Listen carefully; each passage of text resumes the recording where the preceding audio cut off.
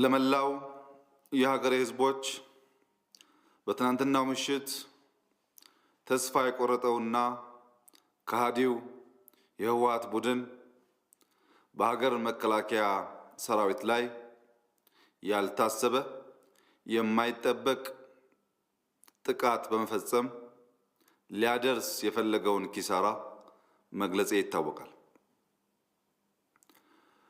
ጦርነት ሰው በላ ነው። ጦርነት አገር ያደህያል። ጦርነት ቤተሰብ ይበትናል። በዚህም ምክንያት በምድራችን ዳግም ጦርነት እንዳይፈጠር መንግስታችን እጅግ ማመን ከሚከብድ በላይ በከፍተኛ ትዕግስት አንዲት ጥይት እንዳትተኮስ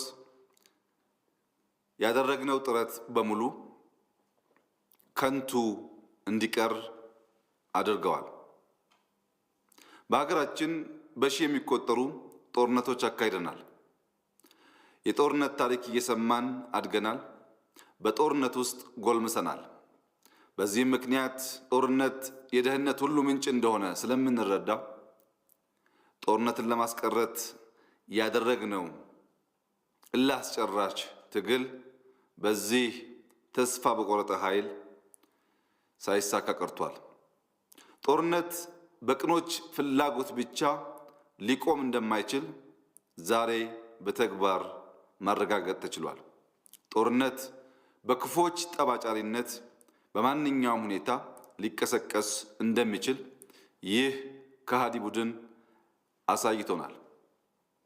የዚህ ጦርነት ዓላማ ኢትዮጵያን ማሸነፍ፣ ኢትዮጵያን ማንበርከክ እንደማይቻል ካለመገንዘብ ሳይሆን የኢትዮጵያን ሰራዊት በማዳከም ለውጭ ጠላቶች ሀገሪቱን አሳልፎ የመስጠት ከፍተኛ ፍላጎትና ዓላማ የያዘ ነው። ይህን እንድል ያስደፈረኝ የሀገር መከላከያ ሰራዊት ለ20 ዓመታት ሲጠብቀው የኖረውን ህዝብ ከአንበጣ መንጋ የታደገውን ህዝብ አብሮት ያረሰና እርሻውን የሰበሰበ ህዝብ መሀከል ላይ ሆኖ በዚህ ሁኔታ እጅግ አሳፋሪ በታሪክ ውስጥም ትልቅ ጠባሳ የሚሆን ጥቃት ተሰንዝሮበታል።